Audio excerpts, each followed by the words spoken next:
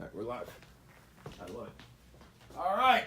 Welcome, everybody, to another episode of Inquiring Minds Want to Know. I am your host, and I happen to also be president of Related ISG International Realty. My name's Alex Vidal, and we are sitting here with not Bruce Lee, but he is definitely the Bruce Lee of CEOs, Lightspeed VT CEO, Bradley. Brad? How are you? Good, man. How are you? Good. Thank you for joining us. Guys, before we get started, if you like today's video, like it, share it, let the world see it, because if you're a salesperson, you're going to want to hear this information, and every salesperson needs to hear this.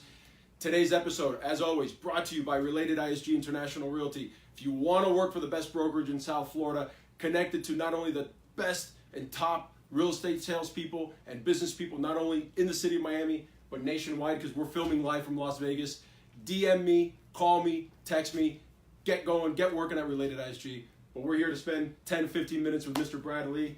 You ready? Yeah. All right, let's rock and roll. Let's do it. Brad. Yes. Practically orphaned at 2. High school dropout, and your list goes on.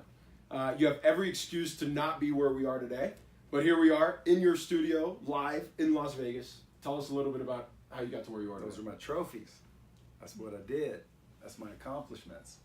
How I got here, I think was ultimately just perseverance, determination. I had a good idea and I followed through. Even though it was 20 years early, I was ahead of my time. I just kept powering through. And I was able to close a lot of people. Okay. I think what you said earlier, the number one thing you guys or anyone on earth can learn is sales. And a lot of people think, well, I don't like sales or I'm not good at sales. Everybody's selling something every day, whether you're selling your kids or you're selling your wife or you're selling somebody something. And it's very rare that or only a certain amount of people actually, work on that skill. I would say that anyone should work on that skill because that's really kind of what helped me get to where I am now. Except my wife. I don't want my wife. She already closes me more than I can close her. We don't want her getting better at sales. Yeah. And she's sitting behind the camera because we're here to celebrate her 40th in Las Vegas. Brad, you're on a mission that you're very vocal about. Yes. Tell us about that and what gets your motor running every morning. Well, my mission gets my motor running every morning because, ultimately back in the day, I got kicked out of my house when I was 16. Okay. And like any 16-year-old would do, I started making some really good decisions, dropped out of school, and ultimately, had to learn everything the hard way. Well, I saw my dad work really hard, and I started, thinking in retrospect, why do people always tell you all you have to do is work hard? Work hard is not the answer, because I know a lot of people that work hard and they're not anywhere where they want to be. They're barely just over broke. A lot of times they're struggling to pay bills. They don't go on 4 trips a year. They're not financially at least successful. So hard work's not the answer, right? And ethics, people say, just do the right thing. That's not the answer either. I know a lot of ethical people. That's the only people I will hang around. They're not necessarily successful either. So I started to do a little research and I realized that, if you've got the right knowledge, not just knowledge, but the right knowledge, then I believe success is guaranteed. So I've been on a mission for quite some time now to get the knowledge from the people who have it to the people who need it. Because I want to live in a world where success is common, it's normal. If you start a business, you can expect to actually succeed. If you, enroll in a class or get married, you actually can expect not to have to give back the wedding gift. Yeah.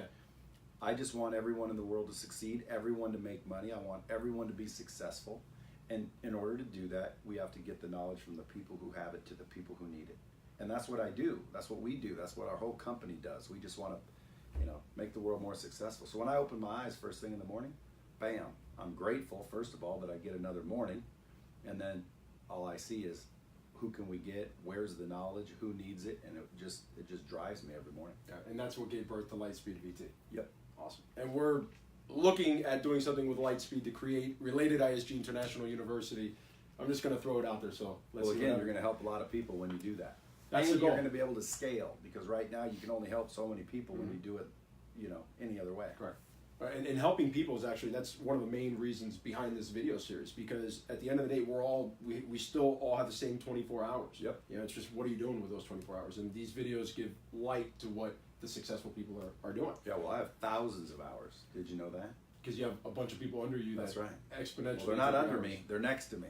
Got it. But at the end of the day, yeah, if you only have 24 hours and you want to have more time, and you want to scale, well, then you just hire somebody, pay them less than you're getting paid to do the work, and there's a business. Got it. Yeah, I saw one. You just recently had the idea of the water bottle. Yeah. Buy it for $50, sell it for $1, or buy it for $0.25, whatever it was. Well, that was an analogy to explain Yeah. the same thing. Yeah, but too many people are out there. They're stuck because they think, I don't have time. I'm already working 16 hours a day. I've got to pick up my kids. I've got to do this. How can I, get ahead? A lot of times people just fail to realize, man, you can just reach out and hire somebody.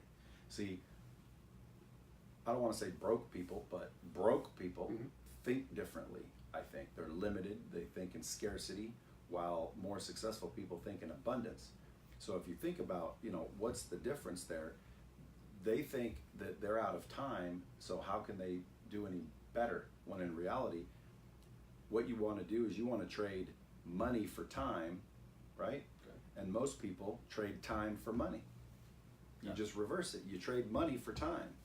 People are afraid to do that, especially when they're, just over broke, living paycheck to paycheck. They don't have the money to hire somebody, but they don't realize that if they just made the sacrifice and hired somebody, they would have more time. Sure. And then more time would allow them to make more money. So it's just this thing that you have to understand, but it's pretty basic when you look at it. I think selfishness has a lot, not selfishness or maybe even greed. You have a lot of realtors that, they look at it and say, well, I can keep all the commission if I do it all myself. Yeah. But if they have a team under them and now all of a sudden they're getting half of what 10 people are doing, that will surpass what they're doing on their own. But they have a hard time with giving up that half when they don't realize they're making that. They're not giving it up. Well, I have no problem with it. If you guys want to, come to work at Lightspeed and give me half of all the millions you find, no problem. I love it. Your favorite quote goes along the lines of, it doesn't matter how many people don't believe in you as long as you're not one of them. Yep. That's your quote. You authored that. Talk to us a little bit about how important mindset is to you and what systems you have in place to stay in that positive belief mindset. Well, mindset, I believe, is ultimately the king of it all, because if you don't believe in yourself, who's going to? And a lot of times that's what affects confidence and the ability to perform or produce. Or I just believe in laws of attraction in the universe, and I've seen it happen.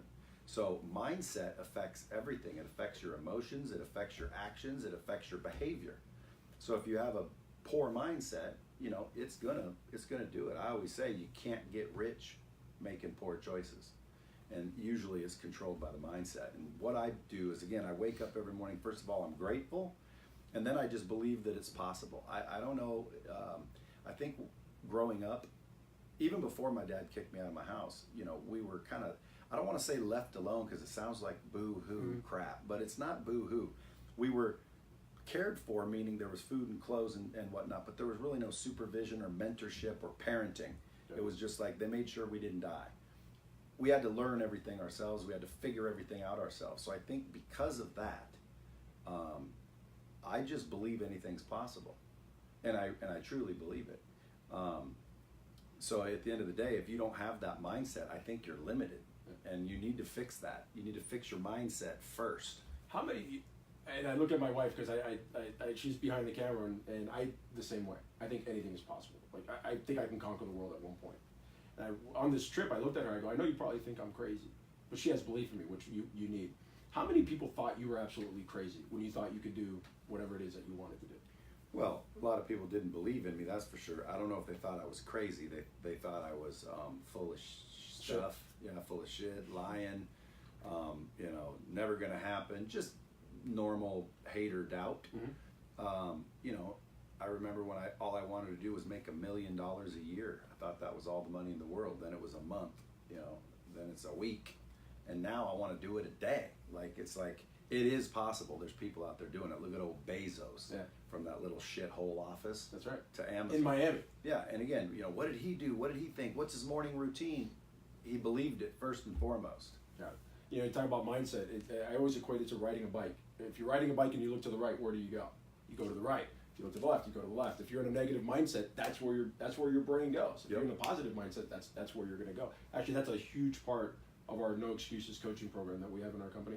We start off with gratefulness exercises and positive mindset exercises. And within 3 weeks, you can tell who's doing it and who's not doing it. It has that much of an impact on the people in the program. Oh yeah, trust me, folks. It's not just your conscious level; it's your subconscious. I mean, sometimes people can be consciously positive, and subconsciously they can't stand themselves. Why? For shit they did in the past. Okay. I always say, like, forgive yourself first of all, and then, who do you think should be the most important person in your life? Again, this might sound weird or selfish, but the truth is, you. Got it. Like if you can't function, she's screwed. If she can't function, you're screwed. Mm-hmm. So you should be focused on you first and foremost, and then other people. And people don't do that. People are too worried. Like, again, my wife worries more about our kids. I'm like, babe, worry about yourself and get yourself perfect, and then you're perfect for the kids, which helps them. Does that make sense? Absolutely. Yeah, so too many people forget that the subconscious mind, the level you're not aware of, is trashed. And that's where a lot of self-doubt comes from. So you can go around and pretend to be positive and whatnot, and it does help, but sometimes, man, it's a little deeper than that. And what I always do or learn to do is outwardly, verbally, and wholly forgive myself for everything I've done in the past, because everybody's done stupid shit. Oh yeah. And it hurts you, man. It does hurt you. And it makes you better at the same time. Yeah, you hope. Your subconscious mind. You ever heard of a self-saboteur? Yes. Like they'll be doing pretty well, and then something happens, boom, they go back to nothing, then they go up, then they bam, back to nothing. It's because when they start winning and succeeding and gaining, their subconscious kicks in and says, you don't deserve this, bitch. You're a scumball. You remember when you used to cheat back in high school? I mean, you never know what it's about. It's like their subconscious starts to say, you don't deserve this. And next thing you know, they start to be affected, and the actions they take and the decisions they make begin to be affected. And sure enough, tragedy happens. That's the ups and the downs. Those aren't fun. No. They're not fun. You gotta fix them. Now, you have sold everything. If anybody does any research on you, they're going to know all the same information I do. You have sold everything imaginable, from chocolate when you were 6 years old, to vacuums, to cars, Lightspeed VT now. That's right. What are the common denominators or the keys that you find in every successful salesperson you've come across? Well, I think the ability to listen is the most important. I mean, too many salespeople think the job is about talking and explaining and convincing and persuading, when in reality, in order to do that the best, I have to know how to help you and how to provide value from our product to your needs. And too many salespeople don't ask the right questions or listen to the answer. Mm-hmm. So I always, I'm probably one of the best salespeople, closers on earth. I say closer because a sale, I can make a sale just because you came in, I showed you this cup and you bought it. A closer's job starts when someone says no. And that's my specialty. It's like you can go to the Navy and learn to fly planes, but Top Gun is where the top go. So that's a closer in my book. But ultimately, you need to ask the right questions, listen to the answers. And when I train people, I always say, look, Bob's mom has 3 kids. Demetrius, I love this Nicholas, and then I'll throw up a quarter and a dime so they start thinking, what's Bob, or what's the kid's name? And none of them say Bob, and I just said what his name was, but people weren't listening.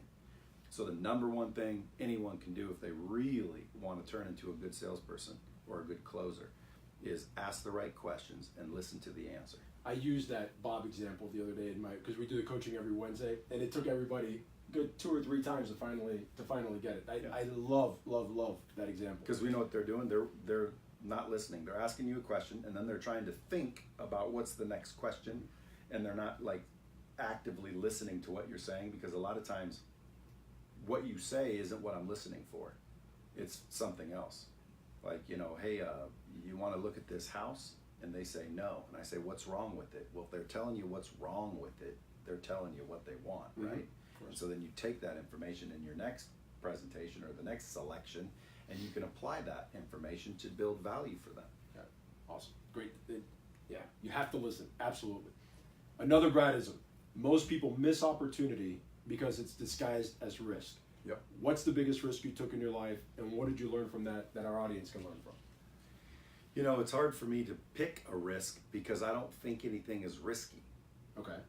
I see risk as opportunity. So you know, like Carly asked me the other day, a while back now, you know, how'd you feel when you hit rock bottom? And I'm like, I've never been rock bottom. She's like, well, you've slept on the beach homeless. I'm like, that's not rock bottom. But at the end of the day, I don't see risk. Like, you know, I mean, obviously you get too close to the cliff, that's risky. Yeah. But like in business, I don't really see risk. I see opportunity. And I guess you would think the biggest risk I took, quote unquote risk, was to quit my job and start Lightspeed. That was probably the biggest risk I took. I took a risk, you know, getting Grant Cardone on the platform. Mm-hmm. I took a risk getting Tony Robbins on the platform. You know, there was no guarantee they would go. Everyone said they wouldn't. And, you know, I took a risk and flew down and spent the money and the time and got them. So are those risks? Because to me, it's like, that's an opportunity. Correct. Mm-hmm. So I don't see risk, I see opportunity. So when you say, what's the biggest risk? It's hard for me to say because I don't see risk. And you shouldn't either. And if you don't, then that's why you're succeeding, because too many people fear opportunity as a risk. Yeah. And it just doesn't make any sense. It's an opportunity, it's not a risk. Got it. I think, well, that's what separates you from most other people, right? They're looking at it versus as an opportunity. Where most people are looking at it at the risk, you're looking at the upside. What can I do with this opportunity? Yeah, you just measure how valuable the opportunity is, the probability of success, and it's like, oh, that's not a very good opportunity. I don't think, you just nailed it. I don't think, what's the risk? I think, you know, how good is this opportunity? Yeah. Or it's a crappy opportunity. Matter of fact, it's not even an opportunity. It's a freaking mistake. But I don't see risk. Wish I could have a better answer. No, that answer is perfect, because it sheds light on your mindset and how you look at things when they cross your table. Yeah. So it doesn't sound like that you're worried about risk. Are you scared of anything? Well, let's talk fear. Do you have a fear? Or when you encounter a fear, how do you overcome it? Well, I think everyone has fear. The question is how do you react to the fear? But I fear things that are real. Like I don't fear like false things. For example, I fear a plane crash. Like that would be scary. Mm-hmm. I don't fear quitting my job or telling somebody the truth or what normal people would fear. And I'm assuming this is a business related show. Correct. So I'm trying to like put it into the business perspective, because people fear things that they should not fear, and I don't fear things in that way. Like nothing really scares me about taking a chance. Someone came in the other day. I'm building out the downstairs, mm-hmm. and you know, it's a pretty big building, and I'll take the whole thing, but I don't need the space. When I took it, and someone said, "Wow, you must be making a lot of money," and I said, "No, I'm just not afraid to spend it. Like I'll spend money until there's no money to be spent." You don't want me running your business, let's put it that way. Okay. If you put me in charge of your business, yes, it will blow up. But if you're one of those people looking at expenses and budgets, I'm not the guy for you. I spend money without fear. I take action without fear. I, you know, jump on opportunities without fear. Worst case that happens is nothing, right? Best case is everything. So too many people are the opposite. They're afraid to take an action because what might happen badly. It's crazy. I always put it into perspective of asking a girl out, right? Okay. If you didn't have the balls to ask her out, she wouldn't be sitting right there. You're right. And your kids wouldn't be here. And too many people are afraid to go ask out a girl because of fear that they might reject them, right, or they might say no. And I always say, you don't have her now, so what is the worst that can happen? You end up right back to where you started from, which is, that's where you are. What are you so afraid of? You're preaching to the choir. I tell people all the time, and I'll use the dating analogy too, because I use it, but the one I use all the time is the answer is always no unless you ask. 100%. You already have the no, so what do you lose in going? And I always joke with the people when I was single, if I walked into a bar and I wanted to meet somebody, I would find the most attractive girl first, and I'd start there. I'm not going to start in the middle. Because if I start in the middle and she says yes, well, I never tried to go to the top. So he was one of those guys that like would just keep hitting on the girls all the way down the bar? No, but I was a closer too. I closed her. It took me 6 months, but my line was 100% effective every single time. What was it? Well, because I didn't have a line. I walked up. If I saw someone that I wanted to meet, I always said, "Hey, if I don't introduce myself, I may never see her again. And that would be a tragedy. So I walked up and said, excuse me. I thought it would be a tragedy if I didn't at least introduce myself. My name's Brad. And I never got shut down. Now, it didn't. You got dating advice on the show too. It didn't always lead to a relationship, sure. but that's irrelevant. I just thought it would be a tragedy if I didn't introduce myself. My name's Brad. Boom, found out who they were, you know. And it's like too many people are worried. What if she says what if she thinks I'm dumb, or what if she turns me down? And I'm like, bro, you don't have her now. Then you're just right back where you started. But think about from a business perspective. Too many people have something, right? Whatever your lives are right now, you have, right? It's current. All right. And not everyone, some people are happy with it, but some people want more, or they want different than what they have. And there's nothing wrong with that. I'm in the same boat.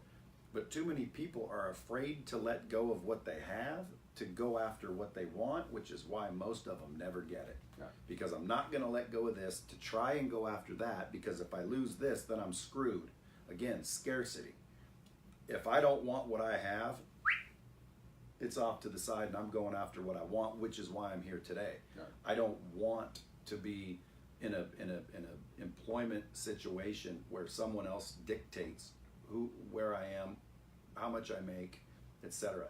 My wife was a nanny when I met her, and I will never forget one Saturday morning, we were laying in bed and her employer called and said, hey, you need to come do this and that. And I'm like, no, you need to hang out with me.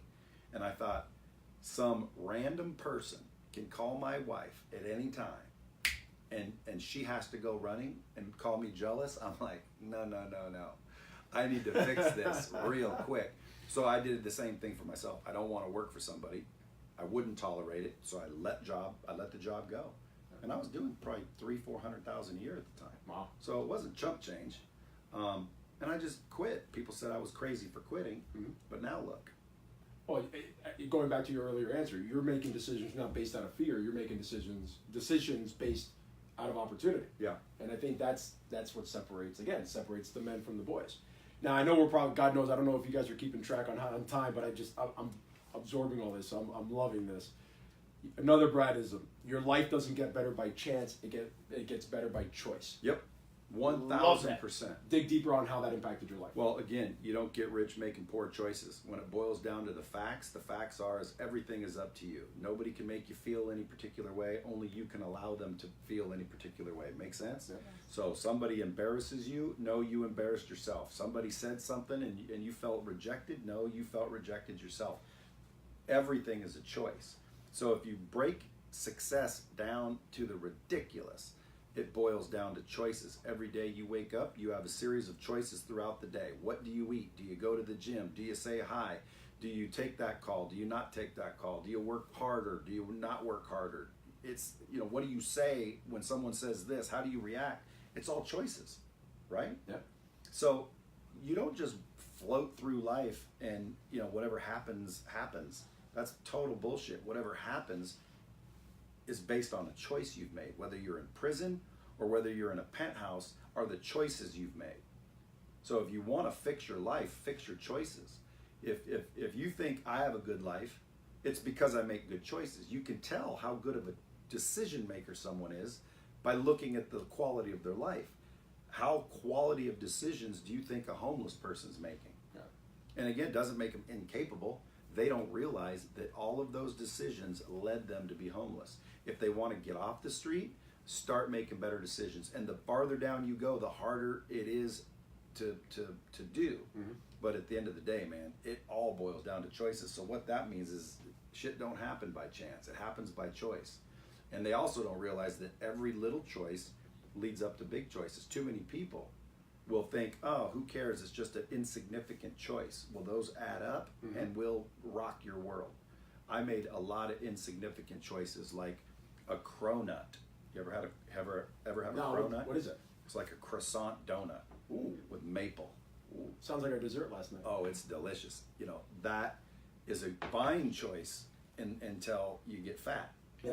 And then now you start choosing not to go to the gym, and pretty soon you start choosing. Next thing you know, your girl, even though, and not my girl, I'm just making examples.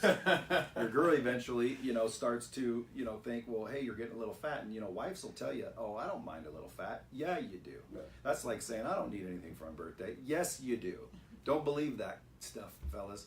So at the end of the day, man, all those choices, next thing you know, you're divorced, which caused you to be depressed, which caused you to go to the bar, which caused you to get in the car, drunk, drive, kill someone. Now you're in prison. And you're like, how the hell did this happen? Well, go back to the beginning, man. It was your choices. You chose to feel like crap. You chose to eat the donut. You chose not to go to the gym. You chose not to frickin' put in the work. Bing, bing, bing. Minor, insignificant. Bam, life-changing. Now your ass is behind bars getting served up like a punk. Yeah, it was life-changing, and life. I have a saying. I shared it with you. LTFS. Life's too effing short. So you got to make choices and make them good, and make them quick, and make them hopefully early on. Lightning round, because we're way overdue on time. Toughest moment in life. Haven't had one. Got it. Breakthrough moment. Right now. Talking to you. I love it. One person who changed your life. Oh man, my wife, my kids. That's another thing. People always say, seek out a mentor. Who's your mentor? Everybody's my mentor. My 3-year-old is my mentor. Employees here are my mentor. My wife's my mentor. Grant Cardone, Tony Robbins, Damon John, everyone I get to interact with, all of my clients. I'm learning constantly, every single day, and you can learn from everyone, and you should continue to learn. Learning isn't something you did, it's something you do. Can you help get them on my show too? Tony Robbins, Damon John, Grant Cardone. Grant I'm working on, actually. Grant? Yeah. Well, you just had Elena. I know. Why didn't you just go next door to the office and just say, Grant, get your ass in here? We're working on it. Yeah, well, he's not hard to get. Yeah. Good salesmen are always the easiest laydowns. You just go close his ass. I did. Yeah. I hear you. Somebody said the other day, they said, who's a better closer between you and Grant? And I said, he sends me a check every month. What's that tell you? Oh, by the way, Mike Bonnet, who's one of his top sales He's guys, a stud. told me to tell you hello. Yeah, Bonnet's a good dude. He's like his top salesman, I think. Yeah. It was funny because when he sold me on Cardone University, he would send me videos all the time and all this stuff, and I was like, what the hell is this guy doing sending me videos? And then when I wanted to get Elena and Grant on the show, I started doing the same thing to him. Every trick he gave to me. Dude, Cardone University's helped a lot of companies. I mean, if you guys aren't on Cardone U, that's where you should start. I mean, that's like a fundamental basic for any business or entrepreneur. If you're not on Cardone University, I'd call Mike Bonnet right now and make that investment. Yeah. I personally love it. Related ISG loves it. I have all my employees on it. They're learning because at the end of the day, you're right. Are you growing? We are growing. See? And too many people don't want to invest in themselves, which is ridiculousness. That's what I mean by you first, man. If I have $1,000 and my kids are hungry, of course I'm going to go buy them food before I buy a stupid course. But I'm going to try to see if I can arrange to maybe grab a couple $100, go get a course to improve myself, so I'm not with $1,000. Right. Does that make sense? Yeah, absolutely. Too many people will be like, well, I'm not going to spend this because it's all I've got. Again, scarcity, limitations. Don't do it, man. Have you ever had money and then spent it and more money appears? It's almost as if I have a magic wallet. Every time I spend money, more money appears. I've never been afraid to spend it. Like someone will say, well, how much do you have? And I say, X amount. They're like, well, here's an opportunity you could do. And I'll go, boom. And they'll be like, dude, now you're not going to have any money. And I go, no, more will come. And every single time it has. It took us 40 years, because I'm 40. It took her 39. She'll be 40 on Monday. That's where we're at now. I'm not afraid to admit it. It took us that long, but that's where we're... To do what? To take the money, not be afraid. Not be afraid with the money, invest it to improve our lives. People say, what are you saving it for? Or, people say, save it for a rainy day. I'm like, what the hell's wrong with a sunny day? Right. Like, why am I waiting for it to be shitty? Not only that, if you save something for a rainy day, guess what? It'll start to rain. People asked me the other day, ultimately, my advice would not be save it for a rainy day. My advice would be, follow the sun. So there are no rainy days. But don't be afraid to spend money, folks. Tip number 1. It always somehow comes back. I guarantee you. It's like a vacuum. Right now, go get rid of all your money, and you subconsciously and consciously think, oh shit, I need some money. Mm-hmm. I just gave it all away or blew it or whatever. Guess what you do? You work a little harder. You work a little longer. You make a better deal. You negotiate tougher. And pretty soon, whew, and you're all thinking, ooh, that was close. Yeah. No. That's the process. You get rid of money. Money has no value unless you spend it. Think about it. If I hand you $5 billion cash right now, and I say, you can hold on to that, but you cannot touch it. What's it worth? Nothing. If you can't use it. Money can only have value if you're willing to use it, man, but nobody wants to use it. They want to save it. If you've got money in the bank, think about how much you guys have in the bank. Yeah. If you have a big amount of money in the bank, you are restricting your ability to grow. Like, someone asked me the other day, what do you have in savings? I said, I don't have a savings. I don't have a savings. What are you saving it for? Like, life's right now. Spend it. Well, I should say invest it, because people get confused when I say spend. I don't mean blow it. I mean invest it. If you've got $1 million, go buy a multifamily property that produces cash flow. You don't want that $1 million just sitting there. It doesn't have any value. The multifamily property starts to produce cash flow. Spend it on an investment. Now that starts to produce a cash flow. And guess what? Cash flow? Boom, now you got a bunch of freaking money again. And you're like, shit, I don't want this. Get rid of it. And if you invest it wisely and you get rid of it and you make good choices, it starts to produce babies. And next thing you know, you have more money. And then you have more money. And you're like, shit, I can't get rid of this. And then more comes. And you're like, shit, I got to get rid of this. And then more comes. And pretty soon you're like, shit, I can't get rid of money. It's attracted to me. Yeah. And that, my friend, is the state you want to be in. Yeah, well, Greg Cardone, you learned this on his university, talks about good problems and bad problems, okay? That would definitely be a good problem. When you can't get rid of your money fast enough. 100%. All right, last question, because we've gone way overboard. Book, TED Talk, or podcast recommendation for the viewers? Well, book, man, I'll tell you, I think the #1 book anyone can read to really get true value would be How to Win Friends and Influence People. Second time I hear that on the show. Well, it's because I think relationships are the new economy. I think trust has a lot to do with it. So trust and relationships are the new economy. And if you can skill up in sales, you can skill up in relationships. And relationships are more valuable than anything people can imagine. I mean, relationships are the new economy, so you better get good at that. So I would say that book. What was the next one? Podcast or TED Talk? Podcast, I would say Dropping Bombs, but you might hear the F-bomb now and again because I get a lot of different people in here, especially clients. So who's the host of Dropping Bombs? Well, I am. and it's not your normal podcast. You know, we're getting like 50,000 downloads an episode now. Just really? And all I did is put 2 things. But what I do is I just have a normal conversation. So we could start out talking about real estate and end up finishing about relationships. Mm-hmm. So it's almost like we're all sitting in a living room and people are really liking it. But at the end of the day, I would say Dropping Bombs or Andy Frisella's The MFCEO Project or Ed Milet's podcast or, I mean, there's a million of them. Got it. But those are the top ones. Well, sure. Yeah, but again, it's back to the mindset. If you let shit in your mind, you're going to have shit in your mind. So stop what's going in. Quit listening to the news and stupidity and tabloids. Start listening to positive, intelligent, or educational stuff. So I listen to a lot of podcasts, so I don't have a really favorite. Got it. Well, that's the show. You guys had an opportunity to listen into the Bruce Lee of CEOs, Bradley. Has anybody ever told you that, by the way? The Bruce Lee of CEOs? Some branding lady said I'm supposed to introduce myself that way, but it's L-E-A. Most people say, is that Leah? And I say, I don't know. Do you drink Tia? That's awesome. Brad, thank you so much for having us in your studio. This was absolutely awesome. We're going to stay live for about 10 more seconds till I go behind the camera and turn it off. Peace. Anything else you want to say to the crew before we go? Yeah, follow me. All right. How do they follow you? Same way you do. The real Bradley. No, don't go there. I'm switching it. No, I'm messing with you. Oh, you're the real Bradley everywhere. Thanks, guys. See ya.